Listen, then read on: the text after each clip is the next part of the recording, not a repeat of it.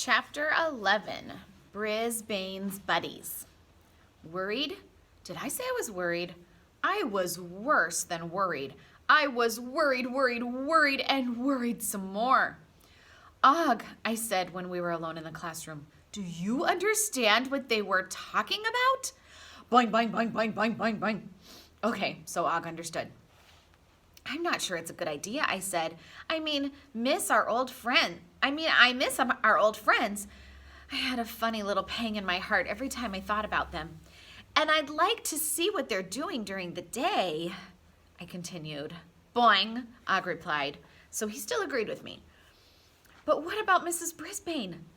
I'd miss her too, I said. And this Miss Becker person doesn't really seem to like animals very much. Mammals or amphibians, maybe even fish. There were fish in the tank in the library that I like a lot. And even if they did seem a little strange in the beginning, these new students are pretty nice. I'm making plans for some of them. And wouldn't they be upset if one of us disappeared? My mind was spinning like a hamster ball. And don't forget, Mrs. Brisbane said she can't imagine teaching without us. She needs us, Og. Boing, Og said, taking an impressive and splashy dive into the water side of his tank. So she's got to say no, I ended. Doesn't she? Richie called me and told me his goofy idea, Aldo said, as he dusted the tables that night. Imagine moving one of you to room 18. It's a bad idea. I told him that. The tables bounced up and down as he gave them a brisk dusting. I think you're right, Aldo, I squeaked, but it would be nice to see Richie every day. If Miss Becker wants a classroom pet, she should get her own, he said. There are other hamsters and frogs looking for homes. I suddenly thought back to my early days at Petorama, and of the hamsters, guinea pigs, mice, rats, and chinchillas, all hoping to find nice homes. I never saw any frogs there. I guess the amphibians were in another section. You're so right, Aldo, I shouted, climbing to the top of my cage. Tell Richie that! Surprisingly, Aldo stopped and chuckled.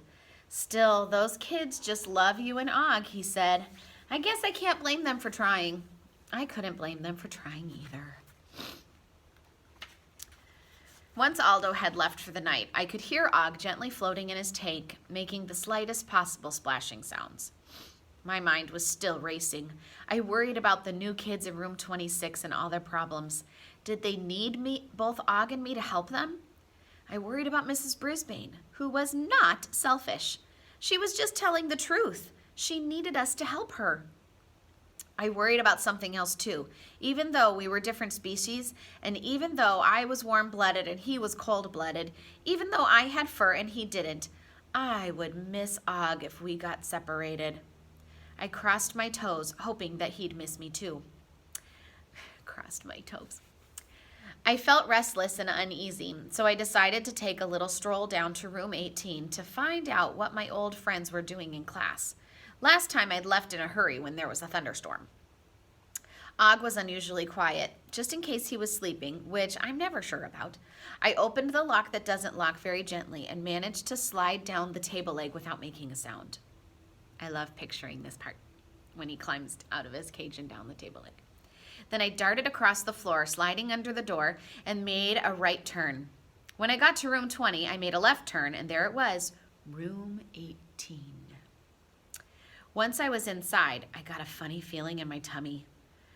Though there were nice decorations on the walls, and it was tidy and neat, it just didn't feel like home. I suppose if all my old friends, like Kirk and AJ, were sitting in the chairs, it would have felt more familiar. The problem was, it was unsqueakably quiet. No splashing, no twanging, no one to talk to at night. I wasn't even sure there was room for a cage or tank on the table or by the window. I slid under the door and back into the hallway, making a right turn at room 20. As I scurried past the other classrooms, I realized that if Og and I were separated, I could still come visit him at night. I'd be able to tell him all about the problems in Miss Becker's classroom, but all I'd find out about what was going on in room 26 would be the usual boing. As I approached room 26, I heard a very, very, very loud noise. Scream! Scree! It was Og's alarm call. Something must be terribly wrong. I slid under the door so hard I zoomed halfway across the classroom. Scree! Scree! I'm here, Og. What's wrong? I asked. Og was suddenly silent, and I knew what was wrong. I'd been so quiet when I left room 26 that when Og realized I was gone, he didn't know what had happened to me. Sorry, Augie. I just went down to room 18 to check it out, I explained. I reached the table and looked up at the blinds cord hanging down. Even though I am always a little nervous about getting back up to the table, I grabbed hold of the cord and started swinging, higher and higher, until I reached the top of the table and let go. I slid again right up to Og's tank. Sorry you were worried, I told him. Boing, he replied. He sounded much calmer now. Once I was back in my cage, I wasn't really that sorry. At least now I knew that if Og and I were separated, he'd miss me as much as I'd miss him. I carefully slid my notebook out from behind the mirror and wrote what I felt in my heart. Autumn, oh autumn, bringing changes every day. Autumn, oh autumn, I don't want to move away. For the rest of the week, I didn't have time to write poetry. I was too busy trying to keep up with all the comings and goings in room 26. Believe me, there were a lot of them. After several days of remembering her homework, Phoebe forgot again. What about that reminder in your backpack? Mrs. Brisbane asked her. I forgot to look in my backpack, the girl admitted. I thought she was going to burst into tears again. Mrs. Brisbane sighed. I think I'm going to have to call your grandmother. That upset Phoebe a lot. Oh, please don't. I don't want to worry her. I promise I'll do better. See that you do. Mrs. Brisbane let her go, but that was a close call. Then during recess one day, Mrs. Brisbane had a talk with helpful Holly about letting Rosie decide when she wanted help. Holly listened and agreed to try. Still, I saw Rolling Rosie get irritated several times when Holly wanted to push her wheelchair or tell other people to get out of her way. Mrs. Brisbane was annoyed when Thomas raced out of the cloakroom one afternoon and announced that there was a bug as big as his hand in there. Eek! I squeaked. But the bug turned out to be a harmless little fly. That same day after school, Miss Mack stopped by to chat. She had problems too. Humphrey, teaching first grade would be a lot easier with you around, but I can't ask Mrs. Brisbane to give you up, she told me. I didn't think it would be polite to argue with her. Just then, AJ and Richie came in to try to convince Mrs. Brisbane to let Og or me move to room 18. You miss us, don't you? Richie asked me as he gently slipped a few raisins into my cage. I do, I squeaked back. You'd rather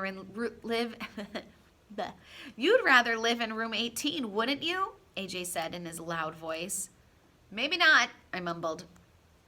I wasn't sure how I felt about moving to room 18, and I couldn't tell what Mrs. Brisbane was thinking because she was spending every spare moment playing with cards. She lined up the cards in pairs on her desk and muttered over them at recess. She stayed after school and moved them around, muttering some more. I could only hear bits and pieces of what she was saying, like, maybe that will help her, and those two will work well together. I am a very curious hamster, especially when it comes to what's going on in the classroom. One night, Mrs. Brisbane left the cards on her desk, and I just couldn't stop thinking about them. I wanted to check them out, but I didn't dare risk leaving my cage until after Aldo was finished for the night. Hi, rodent and frog. Greetings from a primate, Aldo announced when he came in to clean. What's a primate? I asked. Aldo pulled out a cloth and started dusting the students' tables. Primates are the group of mammals that humans belong to. Rodents are the group of mammals hamsters belong to. I guess you already know Og is a frog, he explained. There are so many kinds of frogs, they have a whole group all to themselves. I was shocked to find out there were more frogs than hamsters in the world. Imagine that. Aldo began to dust the teacher's desk. No, I squeaked. Mrs. Brisbane had worked so hard arranging those cards. Whoops, Aldo said. Mrs. Brisbane's in the middle of something here. He looked at the cards more carefully. Looks like she's got something planned here. Brisbane's Buddies. Brisbane's Buddies? I'd never heard of that before. Aldo left the cards alone and mopped the floor. When he was finished, he stopped to eat his supper and talk to us. I told Maria that I'm lucky to get to clean Mrs. Brisbane's room, he said as he munched on a sandwich. Maria was Aldo's wife and a special friend of mine. I get a lot of good ideas about teaching just from seeing what she's doing, he added. Aldo gave me a small piece of carrot and dropped a few froggy food sticks into Og's tank before he left. He was a thoughtful friend. Once Og and I were alone again, I couldn't stop thinking about those cards. Brisbane's buddies, I said. Og, do you have any idea what that's about? Og splashed lazily in the water. He obviously didn't have any idea. Now I can finally find out for myself, I said. I flung open the door to my cage and scurried to the edge of the table and slid down the cord hanging from the blinds. Getting to Mrs. Brisbane's desk was easy. Getting on Mrs. Brisbane's desk was very, very, very difficult. In fact, it would have been completely impossible except for those little bars between the chair legs. I think they're called rungs, but don't ask me why. However, climbing the chair that way meant reaching up as high as I could, grabbing hold and then pulling myself up rung by rung with all my might. I'm strong because I get so much exercise. Then balancing on the top rung, I had to reach up high again, pull myself up and slide onto the seat of the chair. After stopping to catch my breath, I reached up one more time, pulled myself up to the arm of the chair and rested again. Luckily, Mrs. Brisbane always pushes her chair under the desk, so from the arm of the chair it wasn't too difficult to pull myself up to the desktop. Although I was eager to get to the cards, I couldn't help noticing Rockin' Aki's hamster ball. I took a closer look. I'd really only seen Aki up close when he was moving. Now he was completely still. He actually didn't look much like a hamster at all. His fur wasn't shiny and golden like mine, and his eyes were lifeless pieces of plastic.